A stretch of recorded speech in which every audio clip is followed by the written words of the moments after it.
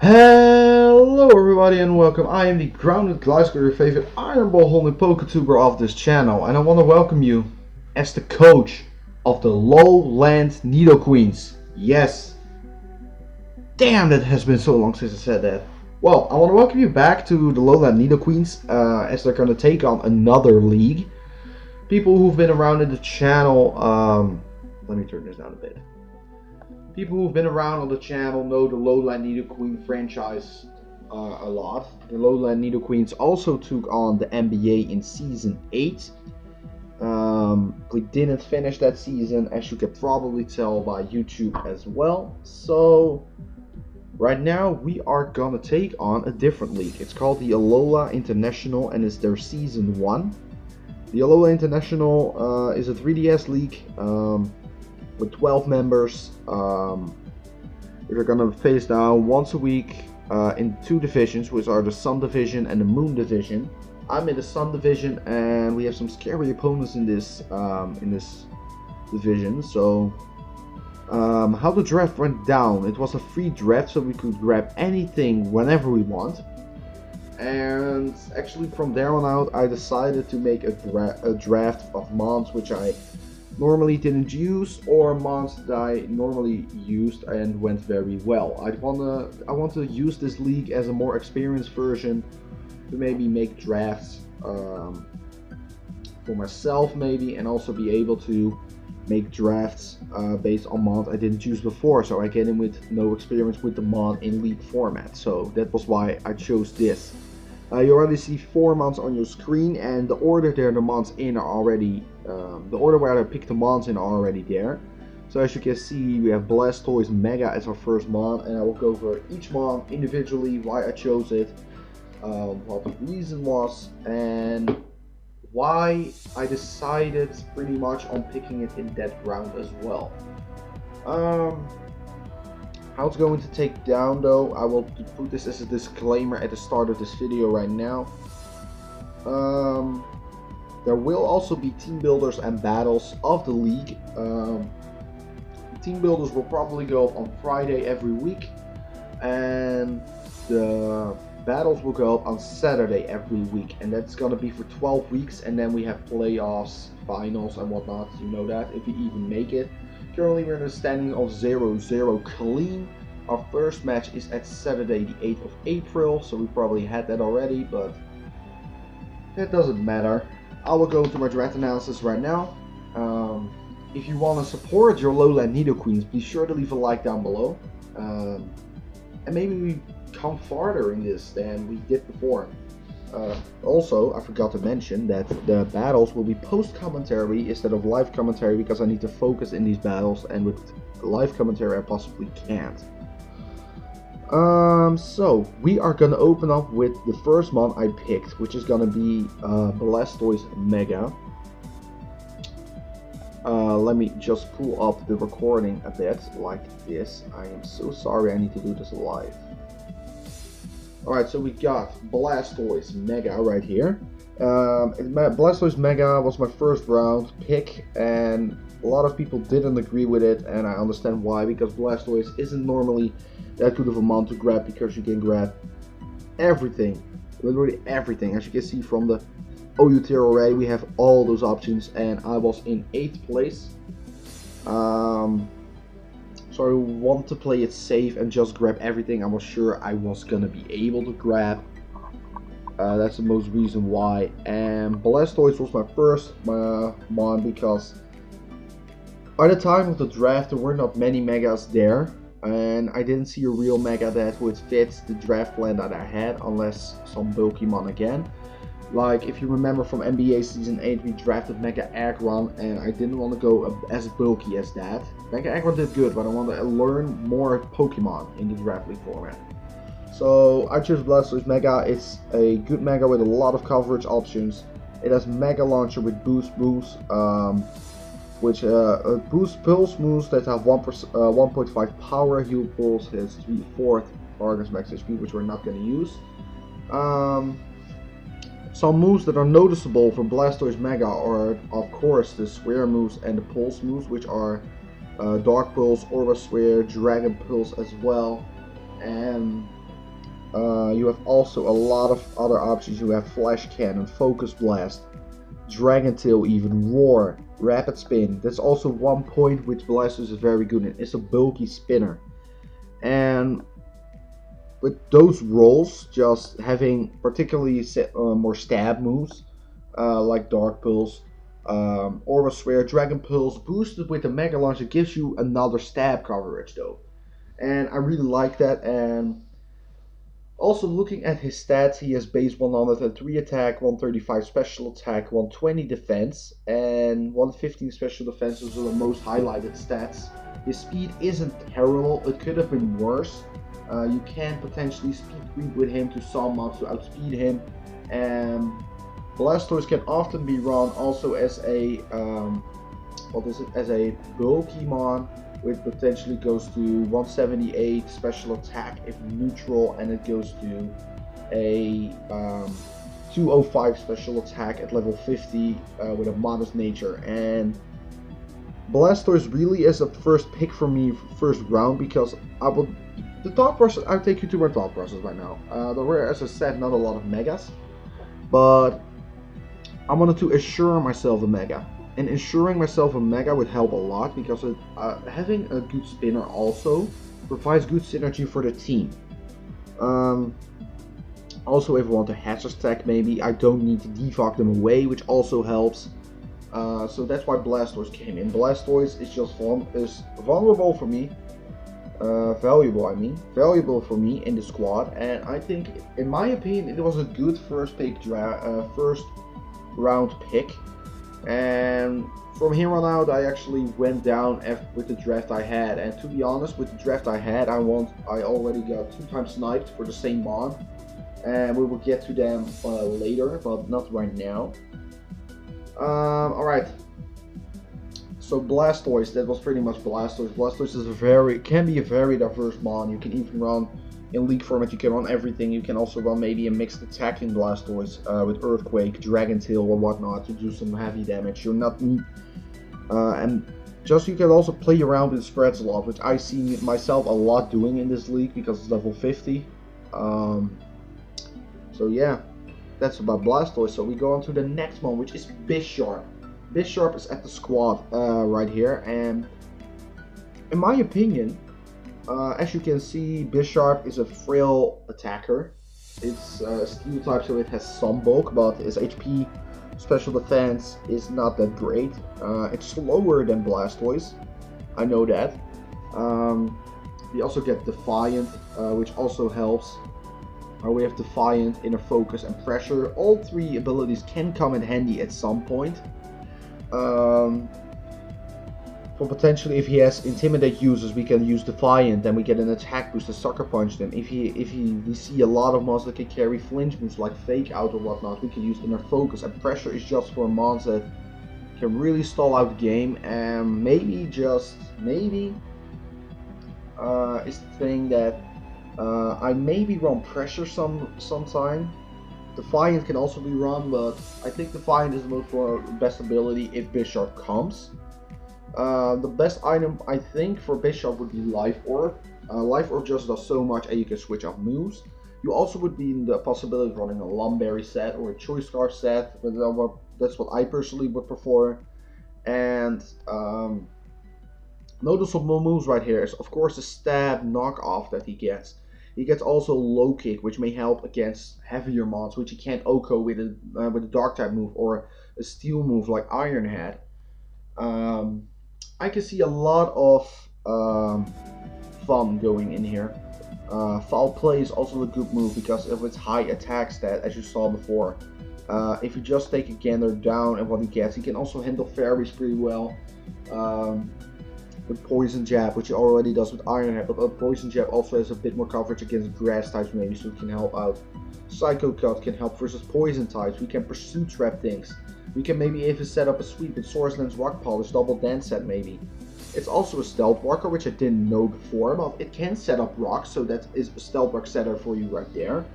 It would be a Frill Stealth Walker, but the Stealth Walker is Stealth Walker, in my opinion. Bisharp is a great late game sweeper, so he can come to some occasions and just sweep your team if need be. It's just a heavy hitter, and the next one after this forms a great pair with what's Bishop weak 2 and vice versa. And I think they have a good synergy, offensive synergy together. And I think because they have such good offensive synergy together, you will probably, if they come, you will probably see them in pairs. Because the next one is weak 2, covers Bishop. But Bishop is weak 2, covers the mon that comes next. And just so on through. Just take a look at also Bishop's stats right here. You have HP, its attack and defense. Its HP and defensive stats are not that great. His speed isn't either, but you can. A Choice Scarf can maybe let it outspeed some things, but you like a lot of power at that point. He does have a base 125 attack, Rocket Animate max attack on that, and you can plow through teams in my opinion. So I think Bishop is going to be also be a valuable member to pair up with Mega Blastoise. So the next mon that is going to be on the squad is going to be Gengar. Thank you. Gengar. Gengar right here. He is a mon which I thought of like we needed some speed. And Bishop and Blastoise don't have that speed. They don't even reach base 80, which is kind of sucky. So I thought of we need some speed right here. So let's grab a fast mon, which also does highly offensive pressure, which is Gengar. Gengar has 110 speed, which outspeeds the base 100s and doesn't even need to run timid to outspeed most things. It can outrun some Scarvers and just does very heavy damage. It's an amazing fairy killer as well. It can kill so many things. I would step Shadow Ball as Sludge Bomb. It can also deal with that. It gets so many coverage options like Energy Ball, Dazzling Gleam, Focus Blast. You can even run, if you're up for it, Clear Smog, Dark Pulse. You can even use Gengar as a Destiny Bond user, which because it's so fast, it can abuse Destiny Bond really well. Because it's so fast, you can come in and then you see a mon that threatens you, and if he has priority, he doesn't hit you in the terms of Sucker Punch, because you have the Destiny Bond. So you use Destiny Bond, he can't attack, he probably needs to switch. We have also another knockoff user, which I probably never will run, but it is an option. We have Shadow Ball, of course, Seismic Toss, Sludge Bomb, Sludge Wave, Thunderbolt is an option, Will-O-Wisp. All those coverage options from a Gengar which can do so much damage. And Gengar has now, normally I don't see people use Gengar that often anymore because he doesn't get the Levitate ability anymore. And Levitate was one of the abilities that made Gengar great because he wasn't weak to ground. Making him weak to ground now doesn't neglect him at all. Curse Body is still great. It's a 30% chance to get a move disabled. It's the same chance as a Skull Burn. A Gengar stats, once again, if you go max special attack for an example, and you go just as the same as we did with Blastoise, you go for a modest nature, he has 200 attack. 200 special attack, I mean that's almost as high as Blastoise, and Gengar can slap a Life Orb on that. Maybe a Choice Scarf. It can even slow down things also with Icy Wind. And I think, just as I said before, Gengar just forms a great offensive. It forms a great offensive synergy with Bishop together. Just at high attack paired with a high special attack, it can work. And also Gengar just overall can sweep also teams, and that's what I like. I chose a Pokemon in the beginning in Mega Blastoise, and then 2 offensive options. But then again, when I looked at the team during the draft, I looked at the squad and I was like, thinking like, we got still slow mons. We are hugely weak to ground because we don't have a resist right now. And Blastoise doesn't want to take a couple of EQs or switch into that, even if he is bulky invested. So we needed something that probably resisted that. So if I think about resisting ground, I'm thinking of a grass type. If I think of a grass type, I want a bulky grass type, which is neutral to ground. So in round 4, I could pick Shaman up. As you can see straight up, it has natural cure. It has 100 stats across the board. You can do so many things with Shaman. Even at level 50, it can be so much. And Shaman with natural cure is amazing. It gives you an opportunity to be a status absorber, and it's not going to be lightly a status absorber like mons with Magic Guard or whatnot, but you can also run rest on this. If you run rest on this and you switch out, you lose the status condition that you sleep. So you get a full health for nothing, just switching out one turn. It's also a great Healing Wish abuser. If a Healing Wish is going to be great on this squad, which I think is really amazing, it can get Leech Seed as well. It can get, it doesn't get that many coverage options, but it still isn't a one-trick pony though. You can also, if you want, run Tailwind. You can even run a physical set with Seed Bombs, Zen Headbutt. It gets also Sword Dance, so if you want, you can also manage to sweep with this thing if you need it. Shaman mostly is here for the resistance of ground and being to pressure them. It can also handle potentially steel types with earth power, maybe even fire types if you outspeed them. And Air Slash can take care of fighting types as well, which pressure Bisharp a lot, and Gengar with knockoff. And if you want to really do some heavy damage, you can run Leaf Storm, which was 130 power with 90 accuracy still, but then again, it's coming from a Shaman, and I think Shaman is a great addition to the squad right here. It is another addition to a potential Fire Water Gliscor, so we have 2 of the 3 right now, and I think it isn't that bad of an addition. I think it can do great this season. And we are just going to prove that it can pair very well with Blastoise, with Blastoise being a defensive wall, and Shaman can be especially defensive wall, or the other way around. So the next mon. I noticed on the squad right now that we don't have a clear status absorber as I would like. And something that people would scare off to potentially use status conditions like Thunder Wave, Will-O-Wisp, Toxic, Sleep Powder even. Because the next one that is on the squad is Conkeldurr, is my round 5 pick.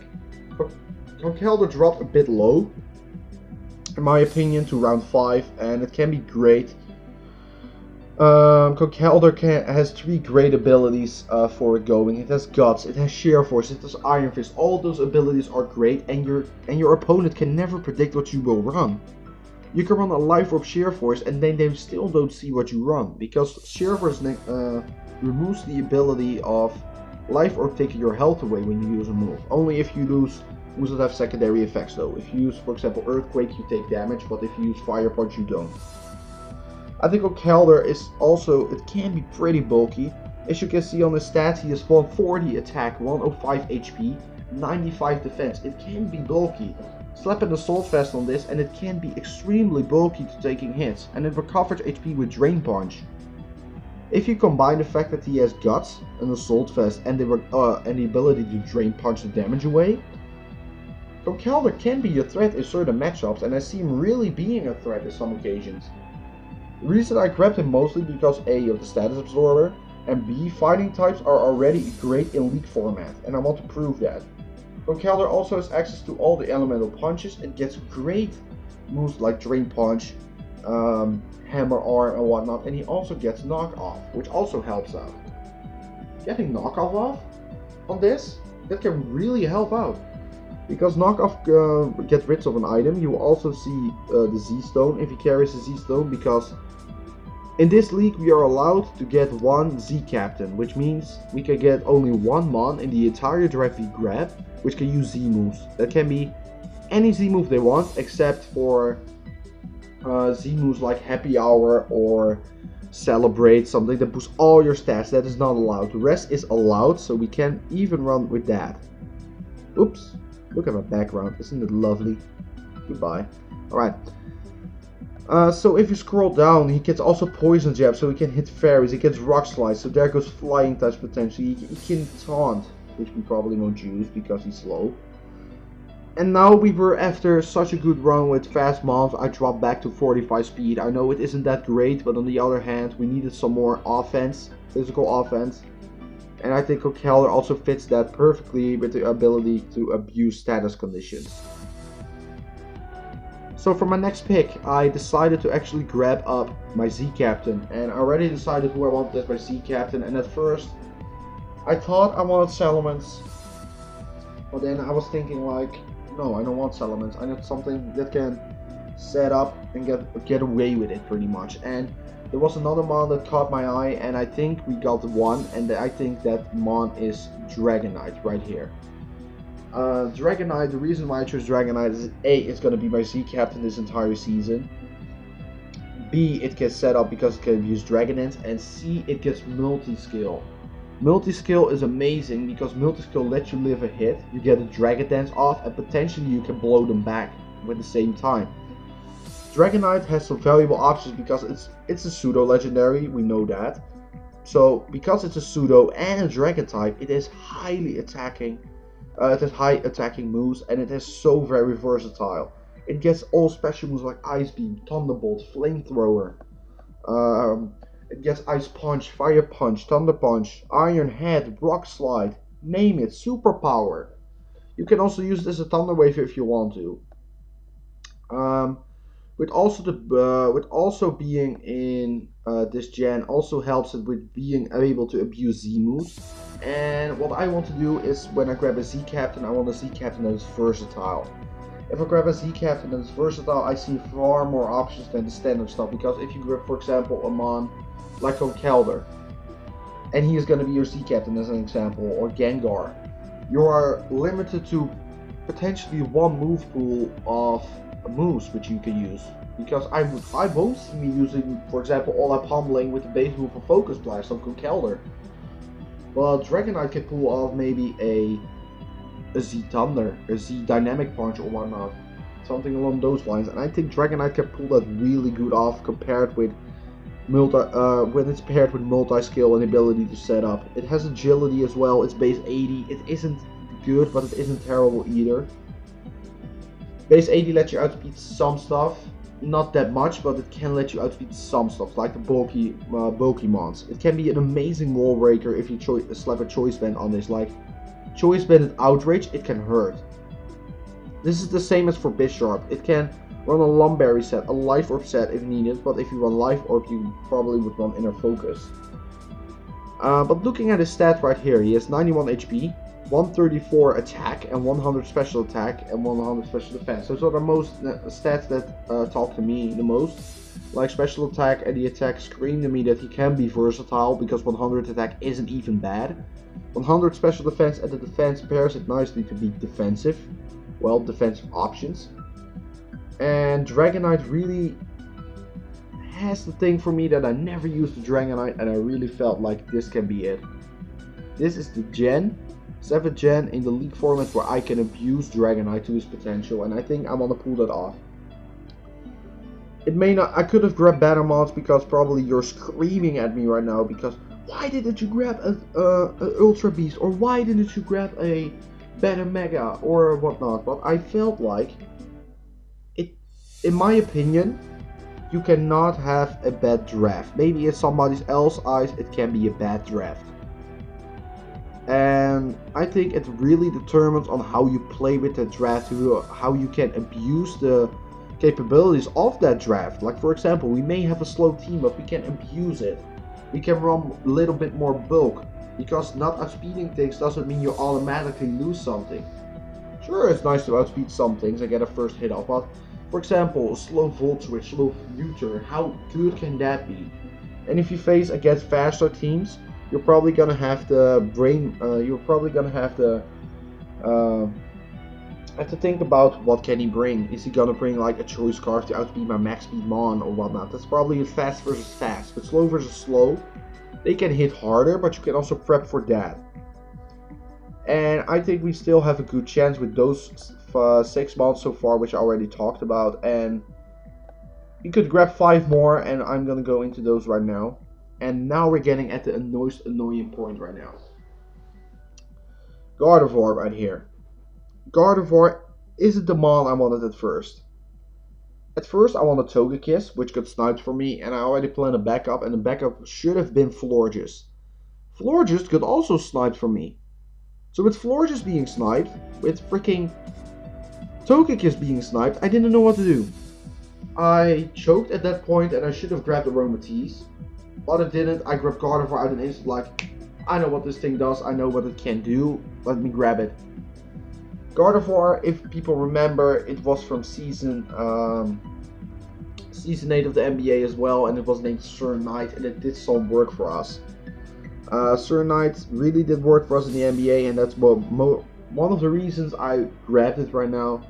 because it can have Wish, Healing Wish, it can have Heal Bell and whatnot. And the thing I liked about this is the ability to maybe run Choice Scarf Trace.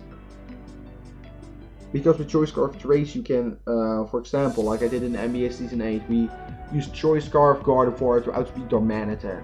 And then we traced his Sheer Force. I got a Sheer Force Psychic off. That really changed the game for us because we did humongous damage to that to the person we faced.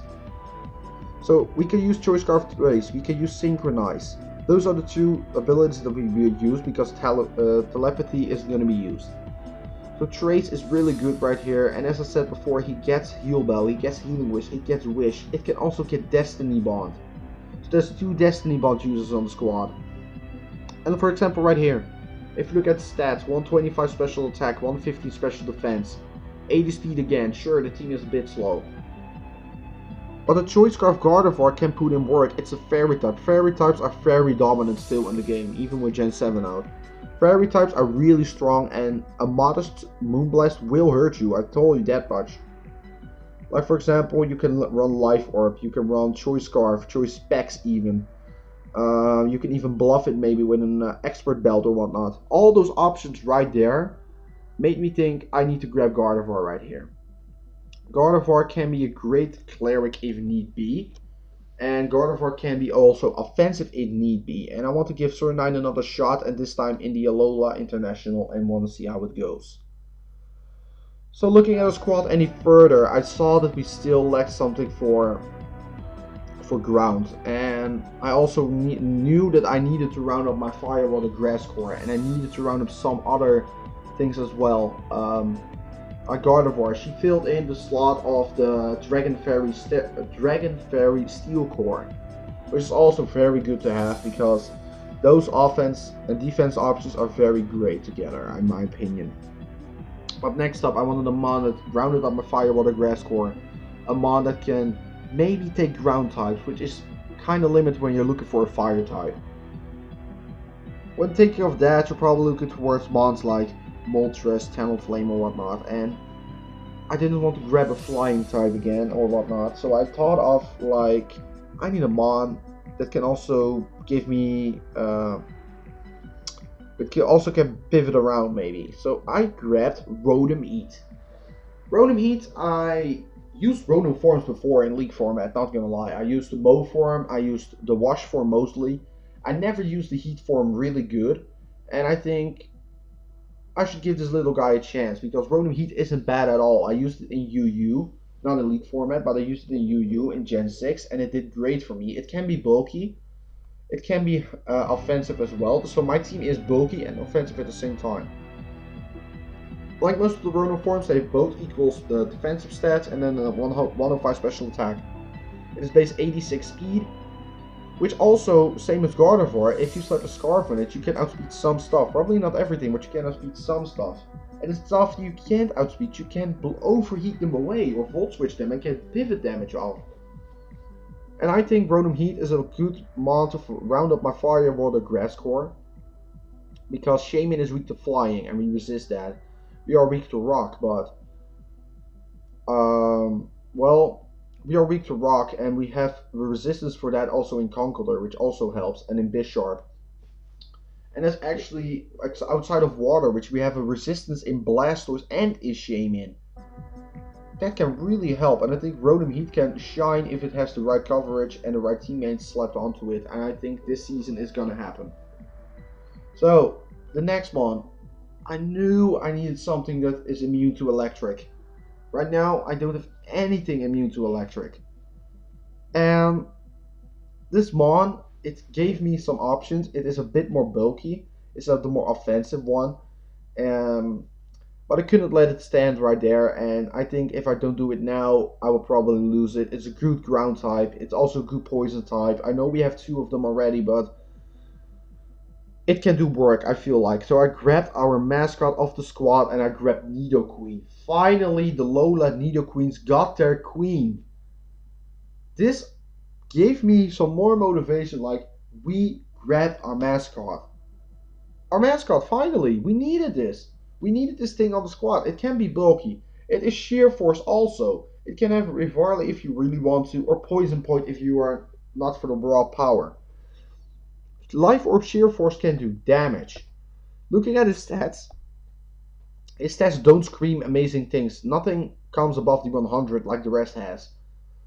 It has more across the board. It has, at level 50, it has 75 special attack, 92 attack, 90 HP, and 76 speed. Like, the speed is enough to outspeed some walls. That's good enough for me.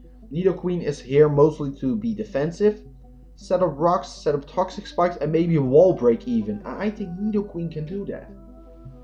I think Nidoqueen really has the opportunity to do that. And I think just Nidoqueen, you may not be beautiful when you're shiny because you're terrible. You are gonna shine on our squad, and that's what I'm gonna be proud of. We are gonna go with the Nidoqueen on the squad towards the finals, and we're gonna prove them that we can do this. I really do. Alright, so pairing up with Nidoqueen, right now at this point of the draft, I was looking at hazard setters. I know it's late, but I want to have more options in hazard setting. And I was thinking of Nidoqueen, Stealth Rocks, and Toxic Spikes. What do we need? We need spikes, and then we're solid. So why not grab something that can change up your Dragon Fairy Steel Core, also gives you hazards with priority, and can also status things with priority. So I thought of Klefki, right here. Klefki has the Prankster ability, and I never thought I would grab Klefki. And Klefki isn't that good stat-wise. It has a good ability and it can maybe be bulky, but it can pull off foul play so good. It can pull off, it can maybe set up even and be a greater wall with Toxic and Calm Mind, Leftovers, Protect maybe. You can use an offensive Klefki, on Klefki with offensive moves, I mean. Like also moves that are highlighted are Light Screen, Magic Code. You get Prankster Calm Mind, if I didn't mention that before, and you get Spikes also. You get so many moves which you could use. You get also Prankster Switcheroo, which also is great. Like, scrolling through the entire moveset, you get also so many moves like well, let's see, for example. We can use Protect, we can use Magnet Rise, maybe Psych Up to get more bulky. We can use Rain Dance to boost maybe something like, what is its name, Blastoise, Sunny Day to maybe boost up Rotom and Shaman and something like that. We can abuse it for Hurricane and Thunder, Dragonite maybe. I don't even know, but I thought this was a good addition to the team, and a Prankstermon isn't terrible. I just know people look really down on Klefki and whatnot, and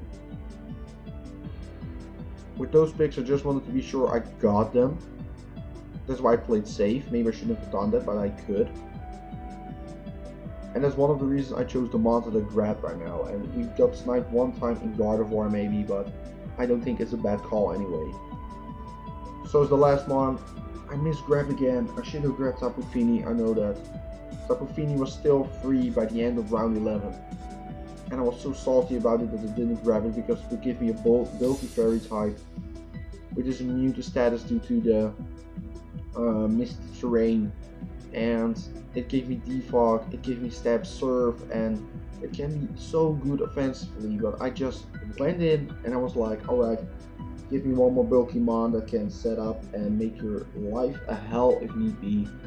So I chose Suicune.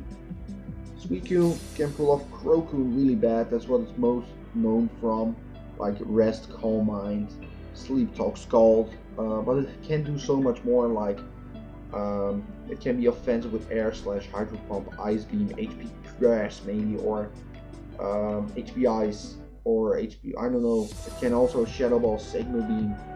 It has so many moves compared with its build. It has 115 in each stat with 100 HP. If you set up with this thing, nothing is gonna break it. Really, nothing is gonna break it. And I think that Suicune has bulky opportunity right here. To pull some stuff off and not just calm mind, rest, sleep, talk. Suicune can also mix up the Fire Water Gliscor, which I also liked, and I think Suicune paired with Rotom and Shaman can maybe pull off some incredible sets, which I might think of, and incredible spreads. And I think that this right here is going to be the squad for the Low Land Nidoqueens. Some members may be swapped out in some weeks later, because we can have 3 free agents which we can grab and trade for. And I think we might do that, but not right now. I think this is the squad we're going to rock out week 1 with.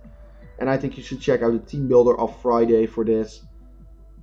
And I'm pretty hyped to see what you think of the Low Land Nidoqueens currently, and think what are we going to make it. Be sure to answer down below what you think our score is going to be across 12 weeks. Just take a wild gamble. Just say 5 and what is it? 5 and 7 maybe. Maybe go negative. I don't know. Personally, if I need to guess what we're gonna be, I am aiming for 6-6. 6 wins, 6 losses. I think that's gonna be it. And then we are maybe in the middle. Maybe we're at the bottom. I don't know, but I think I'm gonna go for a normal rating 6-6. I don't think that's even a bad call. But this is what you see right here. This is gonna be the squad we are gonna go with.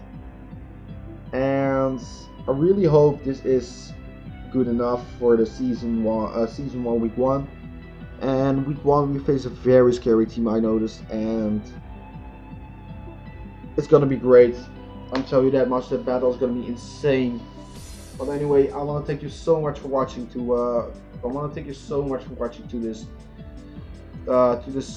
this draft. Yeah, god damn it, I forgot it. I want to thank you so much for this draft analysis of the Low Land Nidoqueens we're taking on the Alola International Season 1. Be sure to check out Friday, the team builder, so you know what's going to happen Saturday. And I want to thank you all so much for watching. I'm the Grounded Gliscor, the coach of your Low Land Nidoqueens, and I'm out. I will see you in the next video, whatever I'm going to make.